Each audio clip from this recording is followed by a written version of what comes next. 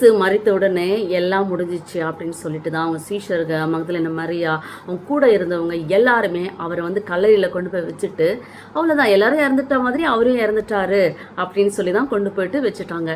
அவர் உயிரோடு இன்று நம்மோடு வரப்போகிறார் என்று யாருமே நம்பவும் இல்லை, அதை பற்றி யோசிக்கவும் இல்லை. அவ்வளோதான், ஏசு இனிமேல் நமக்கு கிடையாது அப்படின்னு சொல்லி தான் அவங்களுடைய அழுது புலம்பி அந்த இடத்துல காணப்பட்டாங்க.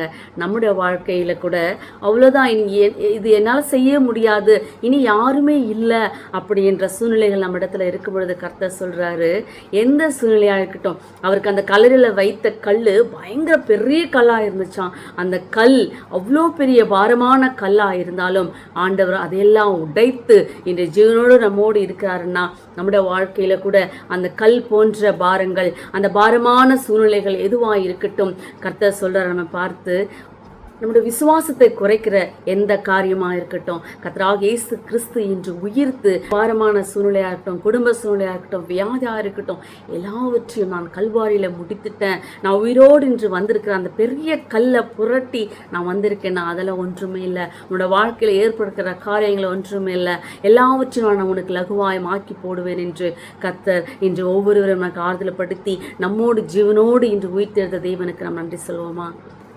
இனிமே எனக்கு யார் இதை செய்வாங்க, எனக்கு உதவி செய்யறதுக்கு யாருமே இல்லை அப்படின்னு கலங்கி கொண்டிருக்கிறவங்க மத்தியில் ஆண்டவர் சொல்றாரு, கல்லை புரட்டி உயிரோடு வந்த தேவன் நம் மத்தியில் என்று சொல்றாரு, உன்னுடைய எல்லா பாரமான பிரச்சனைகளை நான் மாற்றி போடுவேன் என்று. தேவன் இன்று நம்முடைய பிரச்சனையிலிருந்து வெளியில் வரும்படியா கர்த்தர் மேல் பாரத்தை வைத்து விடு என்று நமக்கு ஆறுதல்படுத்துகிற தேவனாய் இன்று ஜீவனோடு இருக்கிறார். உங்கள் வாழ்க்கை இன்று பூட்டப்பட்டிருக்கிறதா? கர்த்தரை கல்லறையில் வச்சுட்டு அதை பூட்டினவர்களாய் நாம் இந்த விதத்தில் வாசிக்கிறோம். யோவான் 20:19 இப்படியா வாசிக்கிறோம், வாரத்தின் முதல் நாளாகிய அன்றைய தினம் சாயங்கால வேளையில் சீஷர்கள் கூடியிருந்த இடத்தில் யூதர்களுக்கு பயந்ததனால் கதவுகள் பூட்டி இருக்கையில் இயேசு வந்து நடுவே நின்று உங்களுக்கு சமாதானம் என்று சொன்னார். கதவு பூட்டப்பட்ட சூழ்நிலையில் பயந்தவர்களாய் சீஷர்கள் ஒளிந்து காணப்பட்டவர்களாய் இருந்து, ஏசப்பா இனிமே நம்ம கூட இல்லை, அவர் நமக்கு எந்த ஹெல்ப்பும் பண்ண போறதில்ல, இனிமே யூதர்களுக்கு பயந்ததனால் அவர்கள் யூதர்களுக்கு பயந்து இனிமே அவர்களை நம்ம என்ன பண்ணுவாங்களோ அப்படின்னு சொல்லி சீஷர்கள் பயந்தவர்களாய் பூட்டப்பட்ட சூழ்நிலை காணப்பட்ட பொழுது கர்த்தர் அவர் நடுவிலே வந்து உங்களுக்கு பயப்படாதிருங்கள், உங்களுக்கு சமாதானம் என்று அவர்கள் ஆறுதல் படுத்தினார். அந்த சீஷர்களுக்கு எவ்வளோ சந்தோஷமா இருந்திருக்கும். ஒரு பக்கம் பயந்தாங்க, அவங்களுக்கு தெரியாது இயேசு உயிரோடு வரப்போகிறார், இந்த ஜீவனோடு வரப்போகிறார் என்று அவங்க அவங்களுக்கு தெரியாததுனால அவ்விசுவாசிகளாக இருந்ததுனால தான் அவங்க பயந்தாங்க. யூதர்களுக்கு பயந்து ஓடி ஒளிந்த அன்று அந்த சீஷர்களோடு இயேசு இறங்கி பயப்படாதீர்கள் சமாதானம் என்று சொன்ன கர்த்தர் இன்று நம்மோடும் நம்முடைய மத்தியில் நமக்கு நம்முடைய குடும்பத்தில் வாழ்க்கையில் அநேக காரியங்கள் பூட்டப்பட்டிருக்கிறதா? என் பிள்ளையை யார் படிக்க வைப்பா?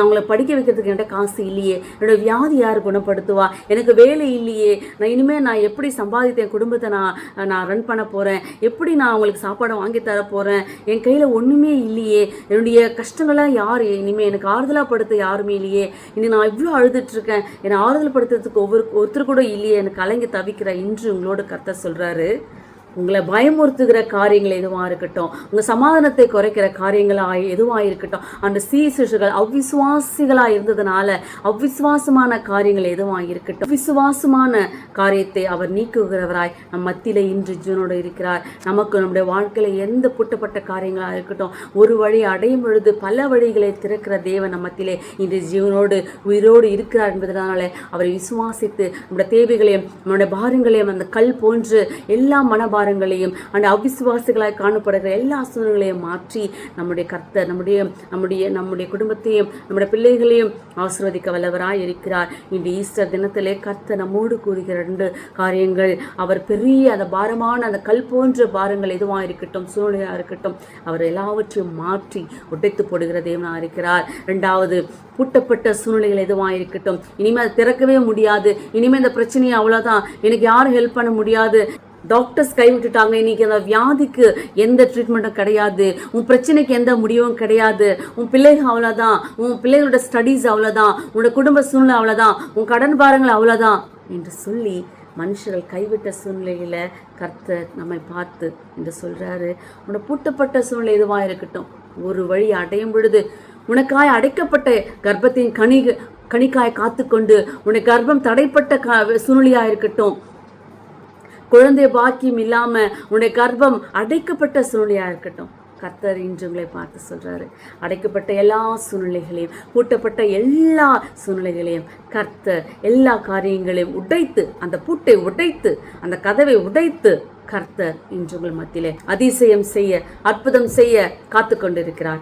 இன்று ஈஸ்டர் தினத்திலே உயிரோடு எழுந்த கர்த்தரை நாம் துதித்து பாடும்படியாக, அவரை துதிக்கும்படும்படியாக விசுவாசத்தோடு, அவ்விசுவாசிகளாக இல்லாமல் கர்த்தர் என்னோடு இருக்கிறார், என்னோடு ஜீவனோடு இருக்கிறார், எனக்காய் மரித்தார், இன்று உயிரோடு என்னோடு இருக்கிறார் என்பதை அவரோட ஜெயம் பெற்றுக்கொண்ட பிள்ளைகளாக அவர் நாம் நன்றி சொல்லுவோமா? ஈஸ்வருடைய வாழ்த்துக்கள். கர்த்தர் தாமே ஒவ்வொருவரும் ஆசீர்வதிப்பாராக. God bless you all.